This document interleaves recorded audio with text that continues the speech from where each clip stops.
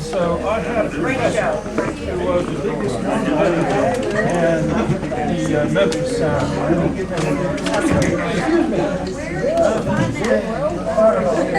Jay, back here.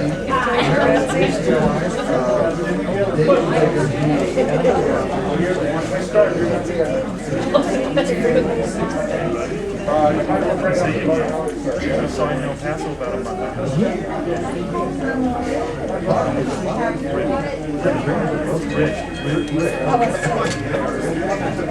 I'll move the top back so you have things up front, but I'll make myself visible somewhere back here. People are still leading through. And the temperature is pretty good up here. A little cooler back there at this point. So I think we're going to be fine. I'm going to leave it all alone because we're going to get warmer up here.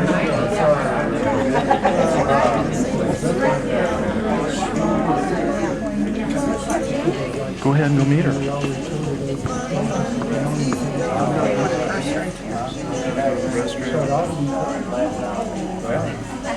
I was hanging out up there, but I don't know how I passed in the cross up there. I was recording studio Oh, just about. Oh yeah, well I went to school with Norman side.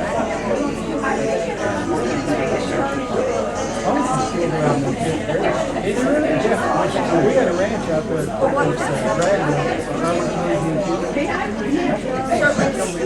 I passed that cross. I started in school in the 5th grade. What year was I there? I went to school in Flower Street. And the closed there. We closed there. Yeah, they were closing schools all around. Yeah, I think that's when we went to I was in the 5th grade, so I think that's what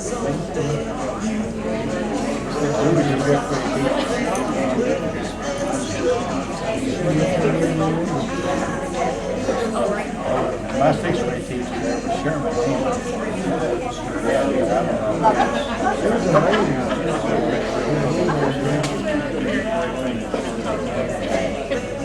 Are you doing any picking grade? Not too much. We kind of got the different routes organized and everything. Oh, yeah. From there on.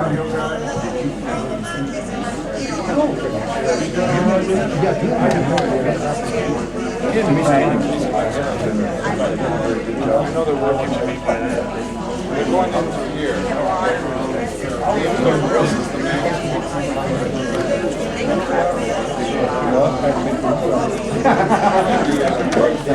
No. You knew where she was?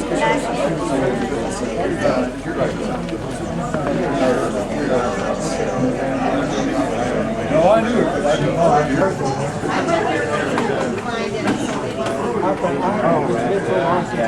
Yeah, that's it. So you're the Shondell? Hey, Greg. Yeah. I don't, this new setting that you're doing. Yeah.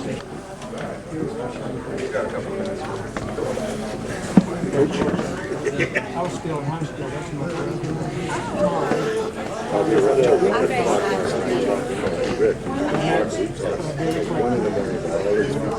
He knows everything about everybody. That's amazing. I brought some more. That was in 1950. Rick, I brought some of those cut papers. Oh, good. So good. Do I have a book? What time do you get up? You don't mind. We're leaving until like 2. Oh, I'll put that in. Yeah. We got plans made about plans about 2 o'clock. But we can get it up lunch. Billy Clayton and Bill Gross. I mean, Bill Gross and Billy Clayton. They were on the road. We'll go with a bunch of pictures. Good. This is for I didn't know what had it. I just kind of fell out of my little packet. Oh, really? Yeah. She was pretty nice looking baby there. Yeah. That's nice. I really see that. 20 years. I want to sue, and I talked to Sue last week. I guess I'll see her. She's sitting on the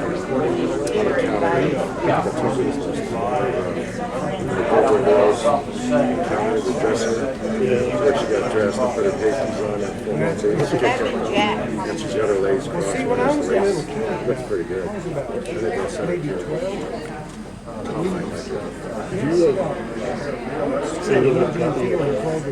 Since no, that's another thing. I don't. I watched it. I've only got one copy. All the way to go. I made a set for it.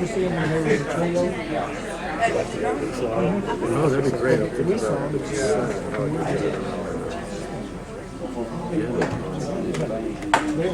I'll think about what I want to do is put it, download it in my MP3. I'm kind of joined the revolution. I'm a techie. Yeah. Really. I'm not. My daughter's not. Yeah, you gotta have PhD. Well, they're in their 20s and 30s, but there's no volume. Yeah, well, there's a lot more than it. And they played it. I hadn't heard it. Blake's the sound guy. Okay. Kojak. More sound. Just gonna lay it down. Kojak, right? Kojak. That is good. Yeah. All of that's important. Yeah, but I heard that's all a wife's tale. It's a figment of your pigment. It's something about to do with a flat tire or something.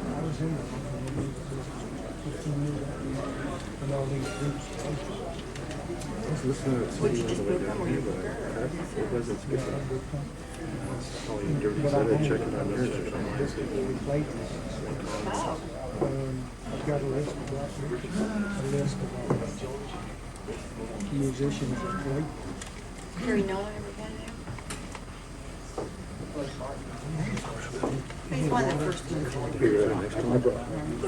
You did? Yeah, he had.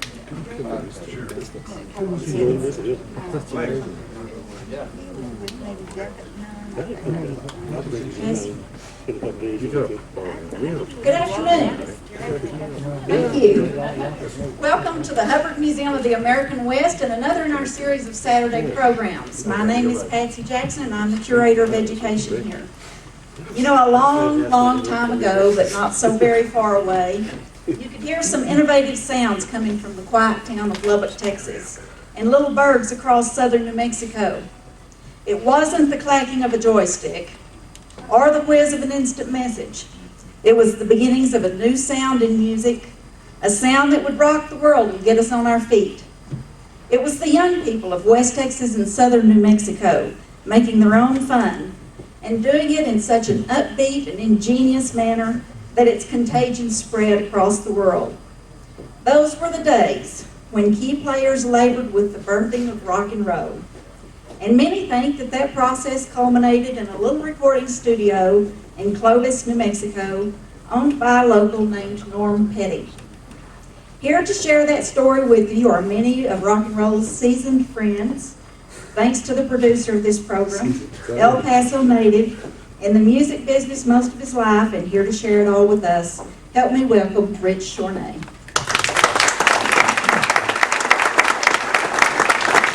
You're so kind.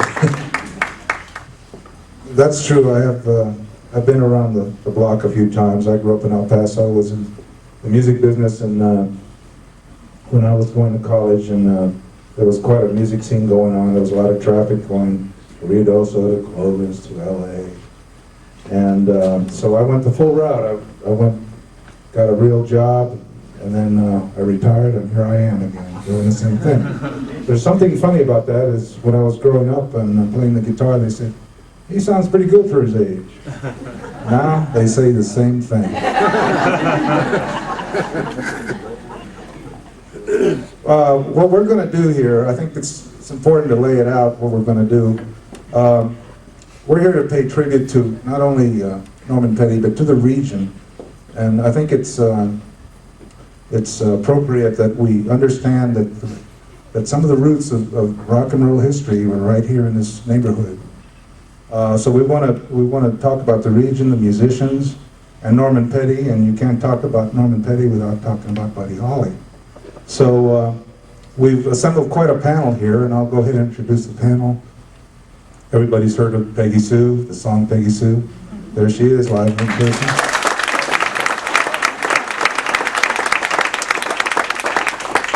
There was a group called the Shondells in the past, and there was a place called the Hut here in Ruidoso that was one of the first places I came to when I heard the Yardbirds play. The guy that was running the Hut was Frank Potter. He's the next guy there. He's a local of Ruidoso. The next person is a person that when I was growing up and playing music in El Paso, he was in another band, but he was always gracious and always there and supported music. Now he's gone the full circle also, and he's what I call a music historian. He's got a website, and he keeps track of everybody. His name is Rick Chorne.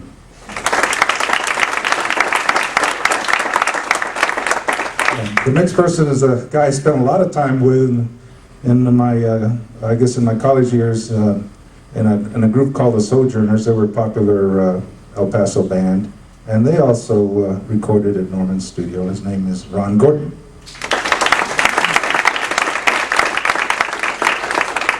The next person I think everybody knows, or they should know, is you can go to the Flying J and hear him play.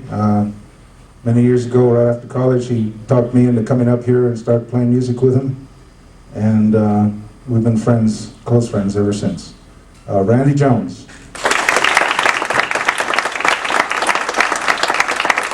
And I guess what I want to do is introduce the Fireballs, but I'll let George Tomsko do that. He's over here hiding. Okay, well, my name is George Tomsko. I'm the lead guitar player for the Fireballs. Come on, Stan. This is Stan Lark, another one of the originals since 1958. We've been buddies. He's the best bass player and vocalist, and he does a great job of PR work. And then we got Mr. Ron Cardenas. He's been with us for several years. Raton via Los Angeles via Raton. He's the keyboard player and guitar player. And then the newest member of our band is with the guy with the biggest voice is our drummer, Mr. Chris Segura. Come on out here, Chris, and say hi to the people. Okay, and that's the Fireball so far. Thank you so much, George. George was very accommodating, and everybody's been very, very helpful in putting on this presentation. I think there's a lot of heartfelt sentiment about carrying on this tradition. I want to open it up. Maybe we'll just start with Peggy Sue. Is that okay? That's fine. All right, why don't we, let's get that microphone over there. And I guess, you know, we were on the radio the other day, and there's no way I have Tim Keithley's, you know, bubble. But he touched on a couple of things. You know, he asked you about how you came to know Buddy Holly, and he also asked you about your book. So maybe you could talk to that. Okay, and you know, Rich, if you don't mind, there's a gentleman back there hiding. His name is David Bigham. He's one of the original Roses. Why don't you come up here? Come on up. Yeah. Up here, up here. He was tardy, Rich. He just now got here, so. No problem. Come But up. he's one of the original Roses, and of course, the Bowman brothers also backed up Buddy Holly. The Pigs did for a while, and then the Roses came along, and that would be this gentleman right here. We did. We went to Clovis in 1957 with a guy named Roy Orbison, and we went up there twice, and on the second visit up there, Norman said, "Why don't you guys move up and become our staff vocalist?" And it took us about 5 seconds to say, "Yeah, we will." But anyway, after we got to Clovis, we got to record with Buddy Knox, who did Party Doll, and then Buddy Holly, of course. And then there was a guy that you might know named Waylon Jennings. We were on the first recording that he ever made. I tell people that in 1958, Waylon couldn't sing, and when he died, he couldn't sing, but he had his own niche. But a vocalist he wasn't. But anyway, that's about the extent of my career. It lasted for about 2 years. And I'm still happy to be here after 71 years. Well, and you're still at the studio too, aren't you? You're still at the studio also. Yeah. So if you're in Clovis, you can go by the Norman Petty studio and and walk through it. Everybody will enjoy that if you haven't done it. I, on the other hand, am not an entertainer, not really. I have become glued to a radio in my latter part of my life, but I've written a book with a good friend of mine, Glenda Cameron. It's Whatever Happened to Peggy Sue.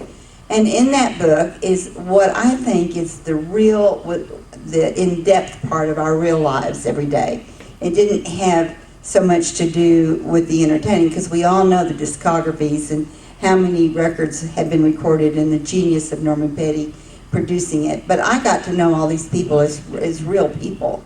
And Norman and Vi are really favorite people of mine.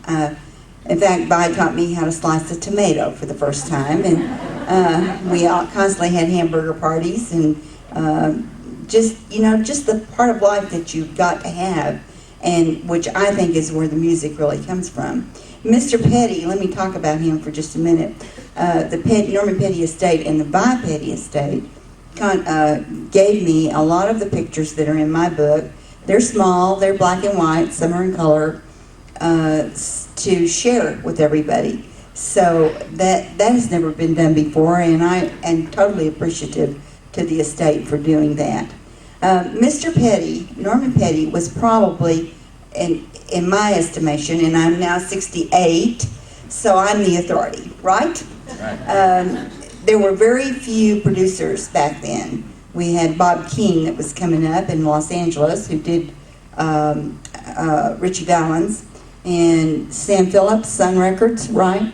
But there was just not a lot. There were not a lot of producers about rock and roll. And Norman Petty, for whatever unknown reason, decided to build that little studio in Clovis, New Mexico, near his mom and dad. And he had toured with his young, beautiful wife, who was a very talented pianist, and a drummer named Jack, all over the country, did at the military bases. A guitar player. Who was the guitar player? Jack? Oh, I'm sorry. Guitar player. And they'd saved their money and decided to build that recording studio. And thank heaven he was there. And I say that on our part of it, because Buddy and Jerry had just about run out of money. I think Buddy owed everybody in Lubbock some money. The tires were going down on the old red Cadillac, and Decca would not allow him to do his sound at all. And he said, well, I'd heard about Roy Orbison, which we referred to him as Oob, because he'd done Ooby Dooby. And he said, I'm going to go over where Oob recorded and see what'll happen. And Norman listened to him. But he said, I want you to do for me what you did for Roy Orbison. And Norman said, well, let's see what we can do. And he always referred to Buddy as a diamond in the rough, because he just had such a unique sound, which is what I think Norman always had such a good ear for listening. But the man was really good at producing. I got the privilege to go to New York and watch Norman Petty work with the big, I call them the big guys back then, in the string sessions. And all of this Norman Petty had a hand in.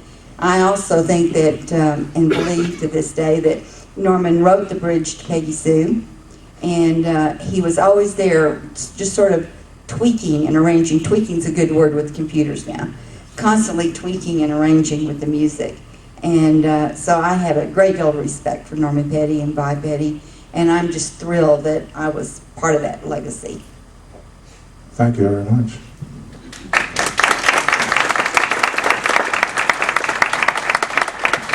Let me ask you one question before we go to Frank. How did you first meet Buddy Holly? How did I first meet Buddy? Mm-hmm. I was a sophomore in high school at Lubbock High, and I was going out the back door to the band room, located next to auto mechanics. Such prestige we had for the musicians.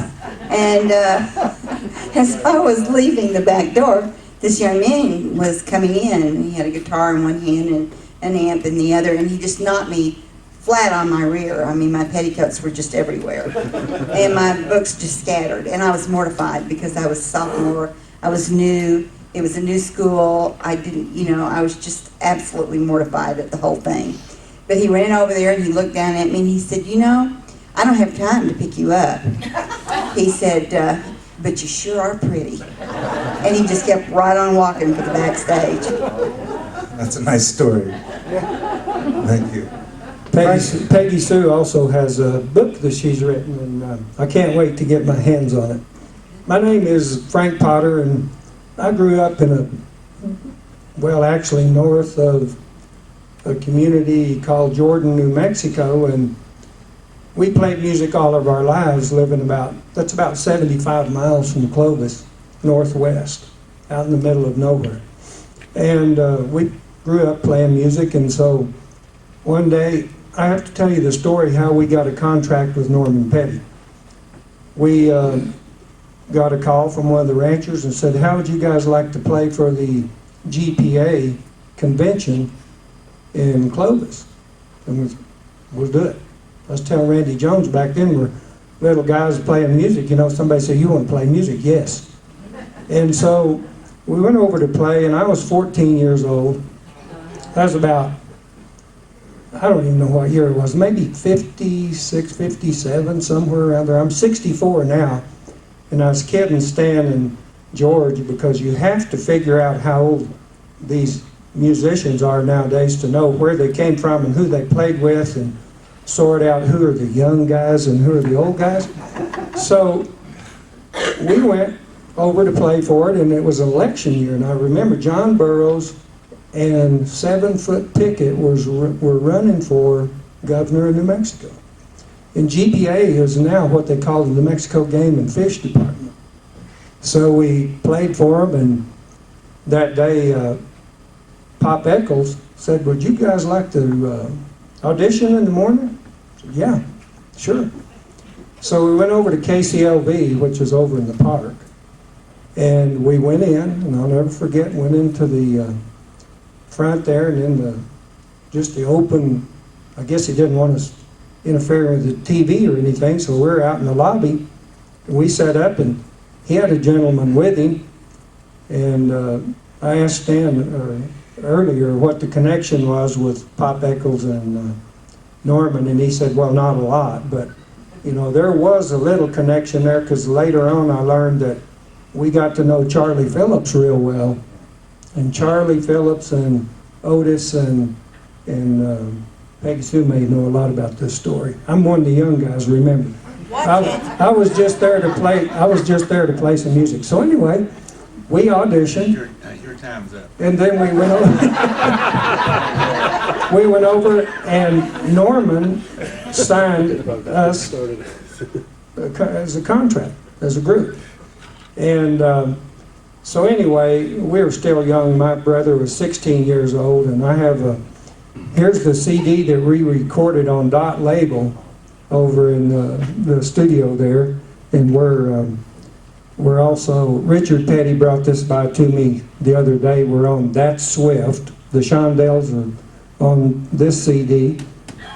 This is my buddy, the Fireballs, who played for us later on when I was in the music business, and the Shondells are actually on the Lost Legends of Surf Guitar. Now, how we ever got there, I don't know. But anyway, we recorded a couple of songs over there and so forth, and then kind of hit the road and played. And in 1960, I guess it was, we started the Hut in Ruidoso and ran the Hut from 1960 until 1974.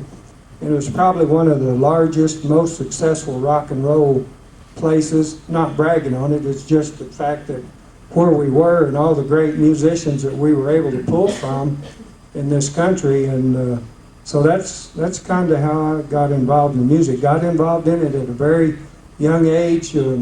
Saw a lot of people. I actually got to hear Norman Petty Trio play music, and I was telling Peggy Sue a while ago, we didn't think they was very good. We sat there and listened to them and said, man, that's not our kind of music. Sound like ping pong percussion to us or something.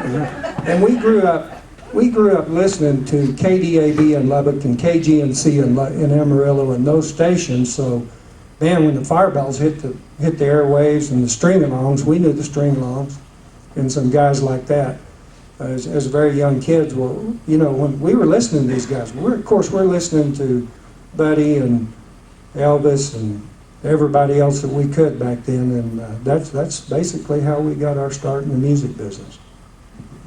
Thank you, Frank. Before we go on to Rick, I want to acknowledge a few people that are here. I think, Dalton, come on out here. Just show your face. This is Dalton Powell. He was the original drummer with the Bobby Fuller Four. And Dalton and I were close friends back in the day, and we spent a lot of time together. And he brought his drum set. It's out there in the hallway out in the back. And that's a very nice artifact, historical artifact. I'll get to the other one there, Rich. What's that? I'll introduce that other guy later. Oh, you want to introduce him? Okay. Anyway, I just want to make sure I did that. And you know what? I'm going to just open it up. Is there any other person that I should introduce that I missed out there in the audience? Guess not. Oh, Richard Petty. Yeah. He's out there. Yeah. Biggest promoter of music guys in the world.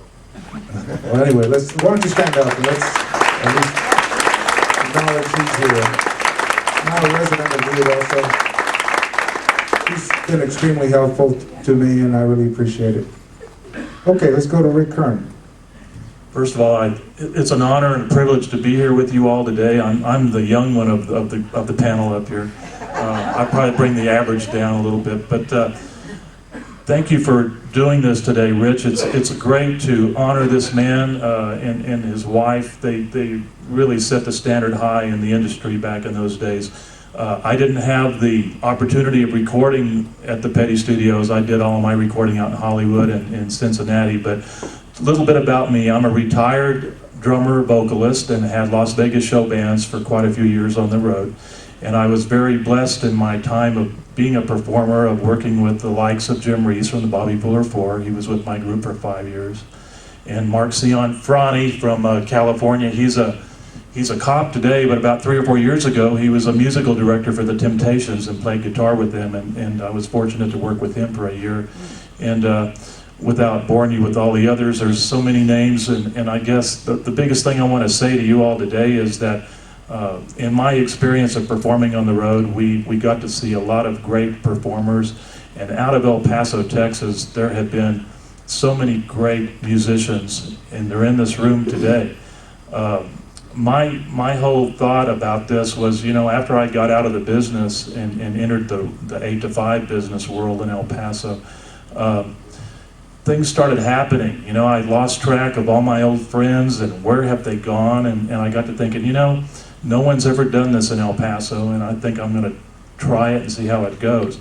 So I decided to put together a website. It's called musiciansofElPaso.com, and I started getting hold of a few of my old buddies, you know, Mike Ciccarelli out in California, and Randall Fuller, and all these guys, telling them about what I was going to do, and they thought, this is kind of a neat idea.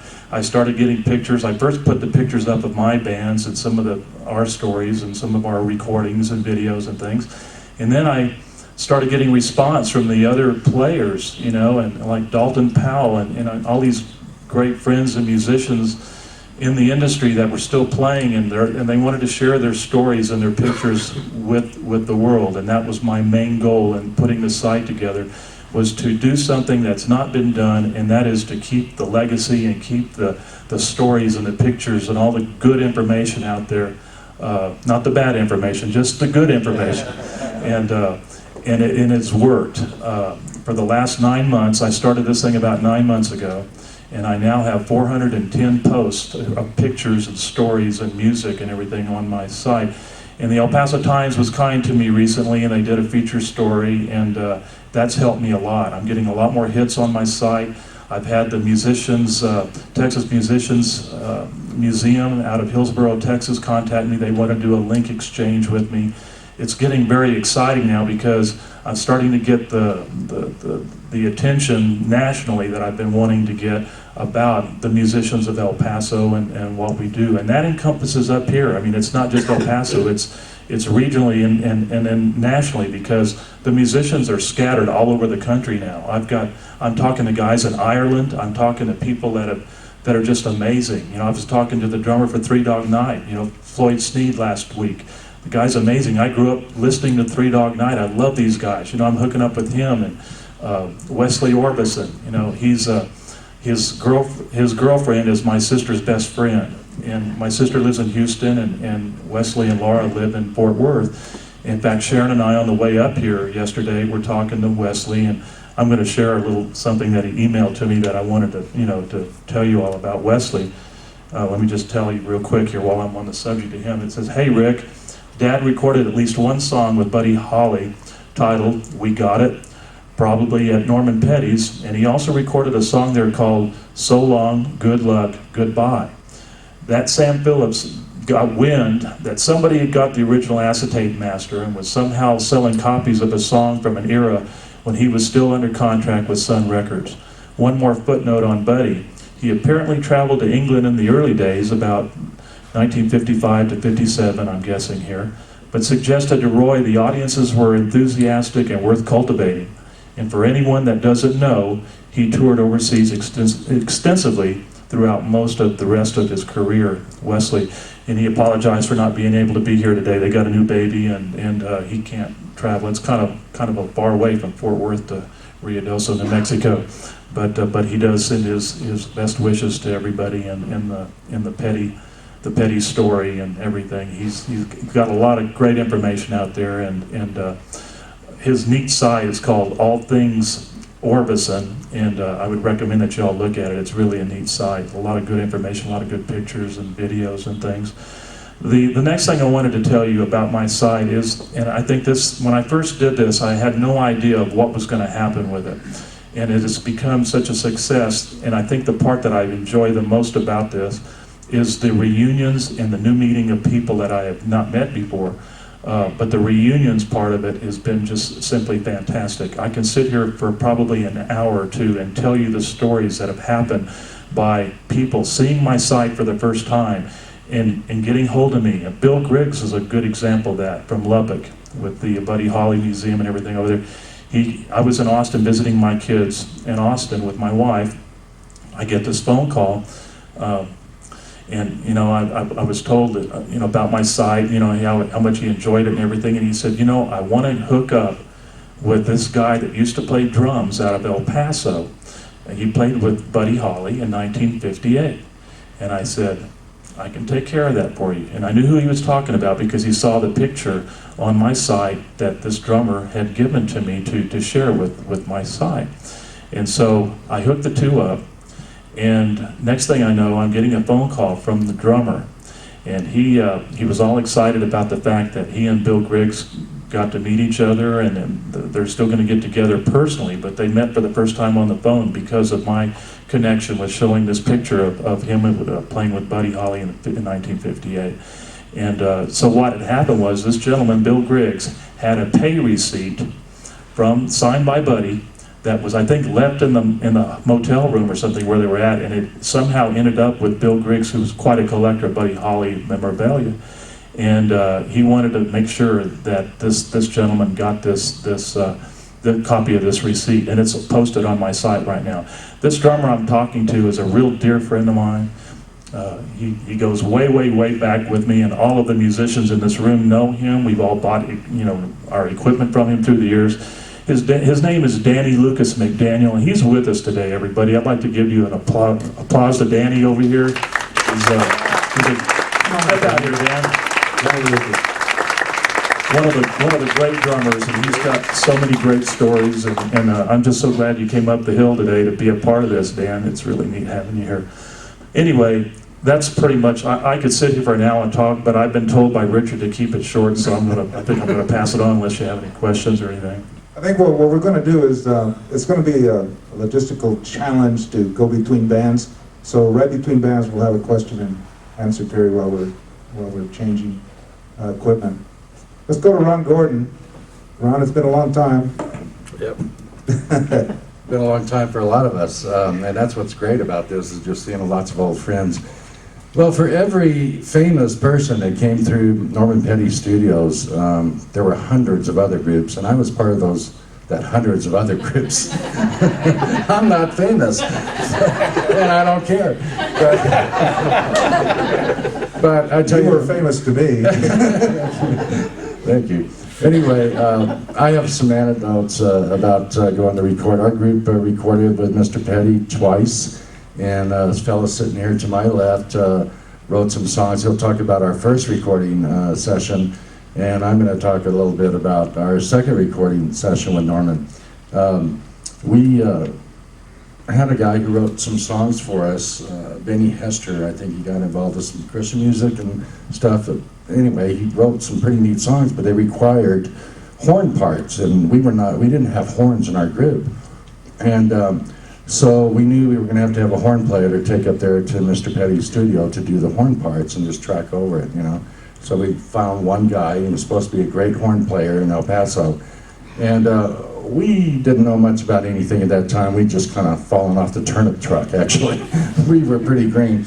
So we're not sure what happened to this guy, but we picked him up, and we were on a trip from El Paso to Clovis, so we had to go through Alamogordo, which is probably about, I don't know, 80 minutes from El Paso. Well, that 80 minutes, I don't know what happened to that guy. He either was having some psychotic episodes or doing some stuff that we didn't know about in those days. But he was just going crazy. So we finally decided, we talked among ourselves, we didn't think we could take him all the way to Clovis. So we stopped in Alamogordo and bought him a bus ticket and just sent him on back to El Paso. And I don't know whatever happened to that guy, but Who was that guy? I have an inkling of who he was, but I refuse to tell his name. That would not be good. He's probably a preacher somewhere now, for all I know. But anyway, so we got up there to Clovis, and we were devastated. We didn't know what we were going to do, you know. And this speaks a lot for Mr. Petty. I'll tell you what, it's something else. A lot of people in this room, maybe not a lot, everybody that knew him knew he was a musician. I didn't. We didn't know his past or anything, you know. And you know, that he did a great recording in Mood Indigo and sold 500,000 copies, and that's where he got a lot of his money to start his first studio. Anyway, so we got up there and we didn't know what to do. We thought, well, we'll ask him. Maybe he knows a horn player in Clovis, you know, which would have to be a prayer probably, but there probably were horn players. But he said, no problem. Let me see the music. And it was all written down. And he said, I'll play it for you on the organ, you know. And I'll be darned if he didn't play those parts on the organ. It came out fabulous. But he was always willing, and we were nobody, really. We were just, you know, a group that fell off the turnip truck, like I said. But he was willing to help us, and that's a testimony for how willing to help other groups, even though he had so many famous people come through there. Thanks. Thank you, Ron. Randy, why don't you pick up the mic? Tell us what you know. Well, I got just some great memories of it. Ron and I, our first time we were going to Norman Petty's was, I think about 1968, something like that. And we were still in college, first time we'd ever been on the road, and just played locally around town out of a folk rock group. And we got in the studio and just very nervous and unsure about it. And what I told George is, the Fireballs came in one day and just were so encouraging to us that we just gave us the power and the confidence we needed to get through it. And they were just, I still remember to this day, it was fantastic. And we did one song that I wrote with an acoustic 12-string. And this is the first time we'd done any multi-track recording. He recorded the guitar solo to that song with my 12-string. Recorded three times over, so it's like 36-string guitar. And it sounded like a grand piano. I'll never forget that sound through those big speakers. It was just incredible. And the one other memory I have of that is after we finished recording, he said, "You guys go out to your car." He had the radio station there too. He said, "I'm going to have it. You can play it through your car radio." That was we made it. It was just, you know, everybody was just so gracious there. It was just a thrilling experience. We recorded the first time in the little studio on 7th Street, and then the second time when you got the movie theater. And it was just wonderful experiences both times around. proud to have been able to do it. Thank you, Randy.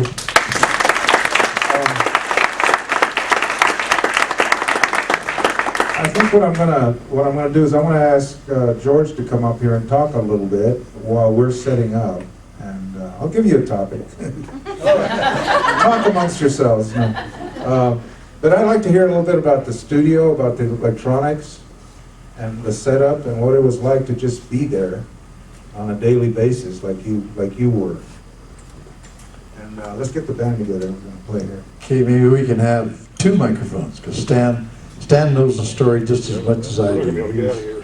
He was there too. You guys want to sit here? Yeah, why don't you guys sit here? I've been standing the whole time anyway. Okay. Let me move. Whatever. Watch out for these crazy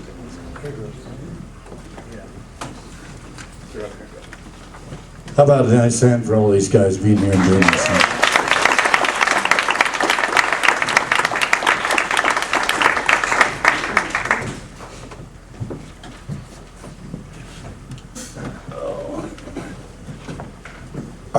Our experience at Norman Petty Studios was pretty unique, and that was a famous word that Norman, he was always looking for somebody unique in the music business. That's why he thought Holly was very unique. And I guess he thought we were a little unique, and I guess we were, because he decided he would record our group too. We didn't understand that we were unique, but we were so unskilled and unlearned about the music, we were unique and didn't realize it. But anyhow, It only took us 30 years to figure that out. that's right. 30 years to figure it out. We went, did our first recording session, and actually to audition for Norman on a Sunday. And I'm going to jump back to New Mexico Institute of Mining and Technology when I was going to school there. I had a little 45 RPM record player, and our high school music teacher, Pat Chavis, had bought a new acetate cutter. It was a disc cutter. In those days, they put this needle down on this thing, and all these black filings would come rolling off of that thing, and it would cut your record, and then you could listen to it. And that record, you could play that for about 15 or 20 times, and then it was shot. It was just a demo record. So anyhow, when the Fireballs were rehearsing in Raton, he would come up, and in order to start learning to use that machine, he would practice on us while we were practicing. So at New Mexico Institute of Mining and Technology, I had one of these little demos that we had, and I was playing it, and a fella come walking up to the door. I was really wanting to be in the music business, but didn't know how to get there. Didn't know how you get to the music business from Raton. So this friend of mine, schoolmate, said, "What's that you're playing on that record player?" I says, "Well, it's a little demo that rock and roll group in Raton has done." And he said, "Gee, that sounds pretty good." He said, "You ought to go down to Clovis, New Mexico, where Norman Petty has a recording studio, and he records Buddy Holly and the Crickets." And I said, "What?" I had no idea that there was a recording studio in New Mexico. Buddy Holly, I certainly had heard about them.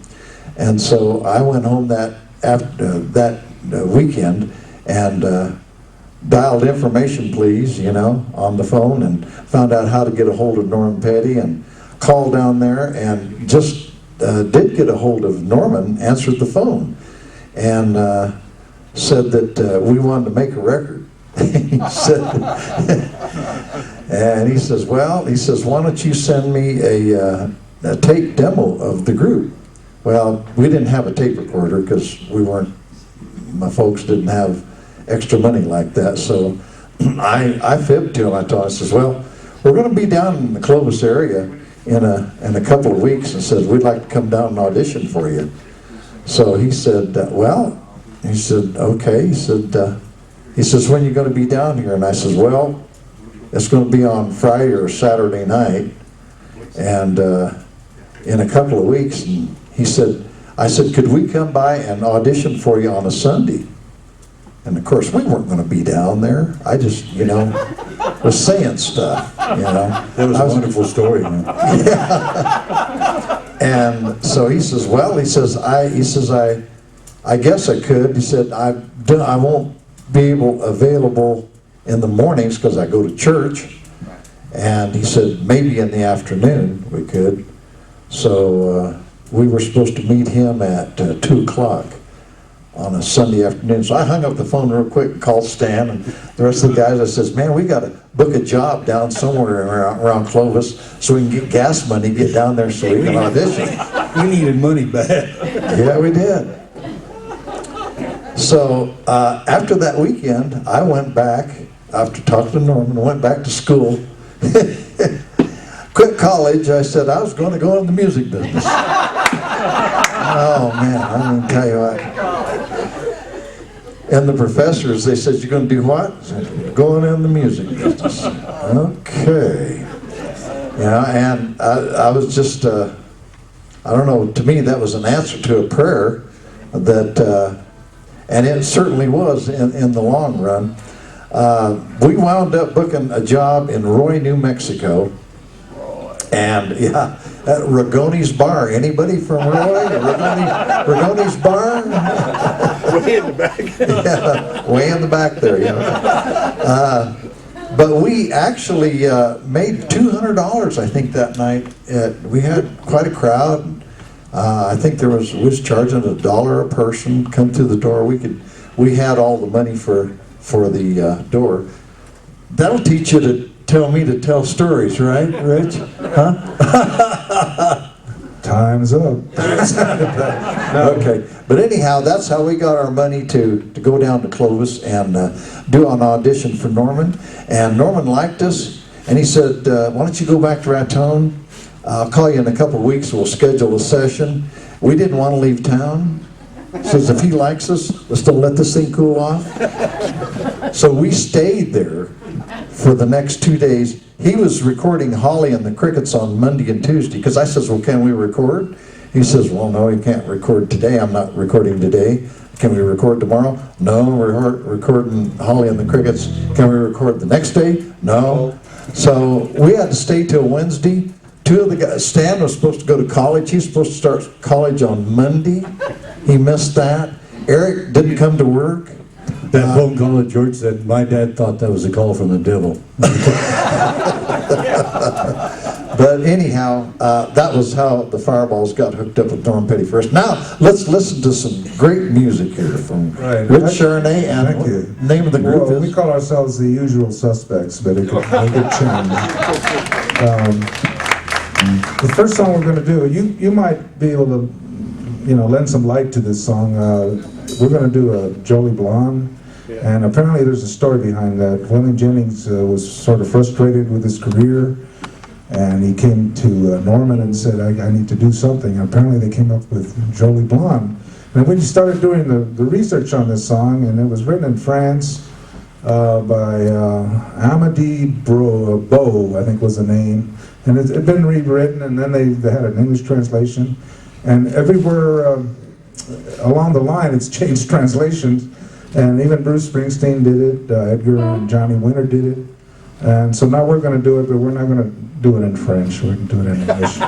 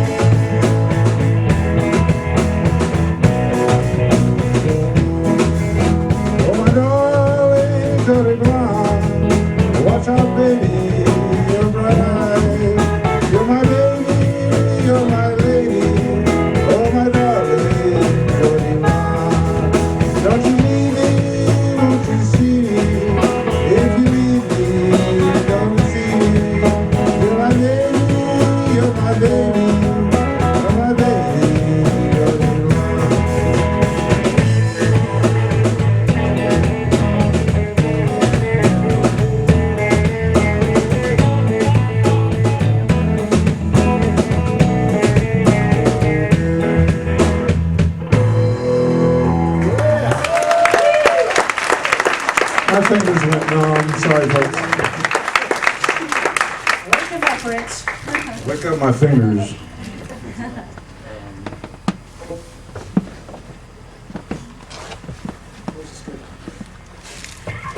Well, let's go. We're doing, oh boy. Okay.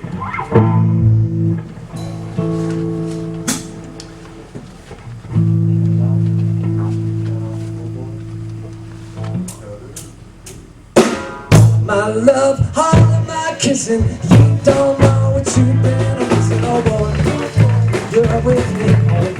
Oh boy, the world can see that you're there for me.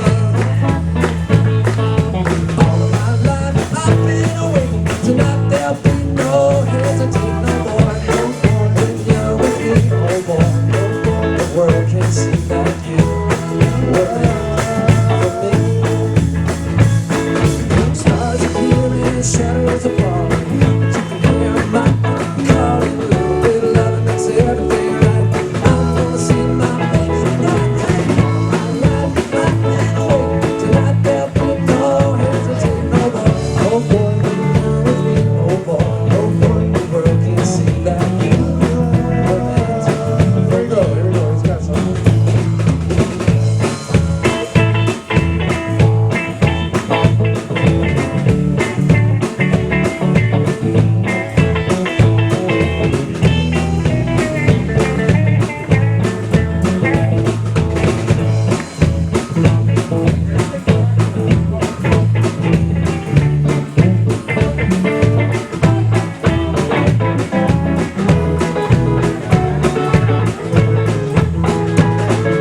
Stars appearing, shadows are falling.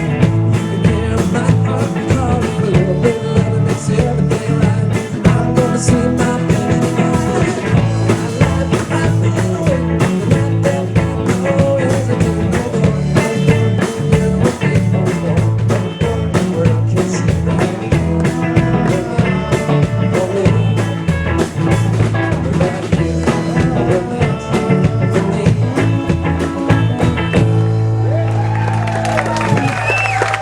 That's great fun.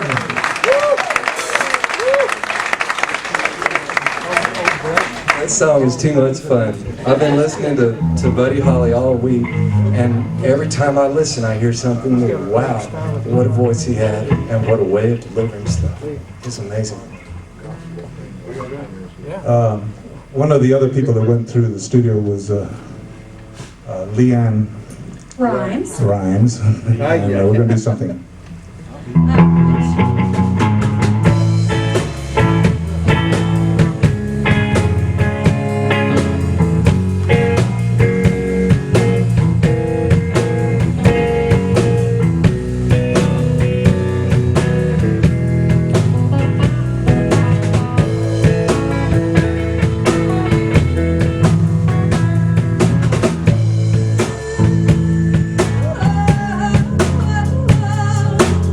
Ooh.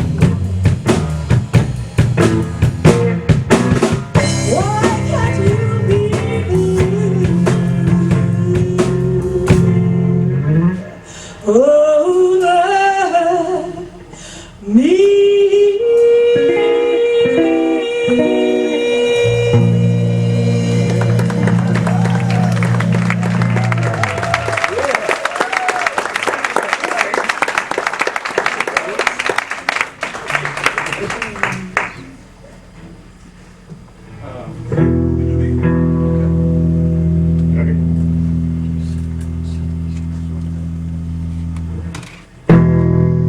baby, jump over here. When you do the ooby dooby, you gotta be there. Ooby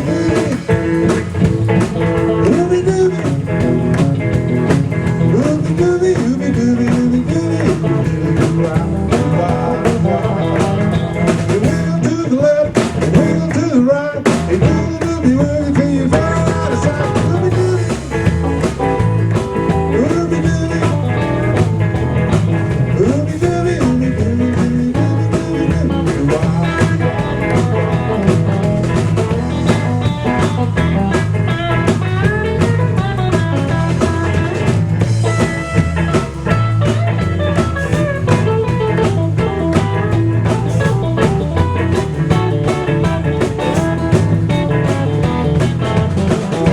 you shake like a big rattlesnake.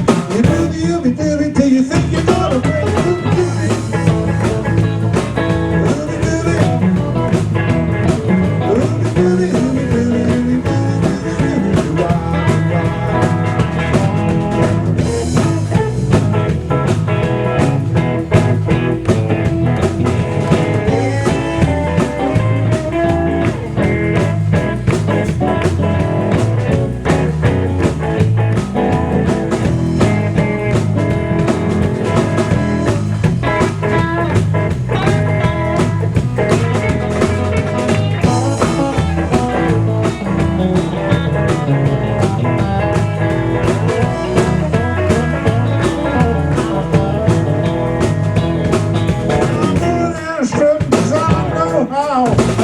ooby baby, so let's go now.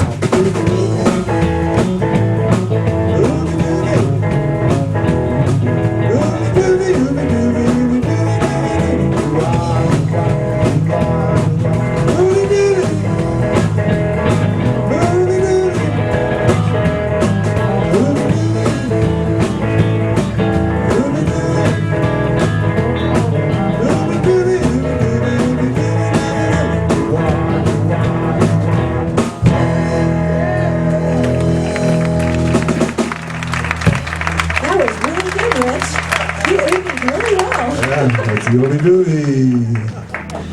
Frank, did you want to come up and do one? Better do a familiar one. Don't try this at home, folks. Leave it to professionals.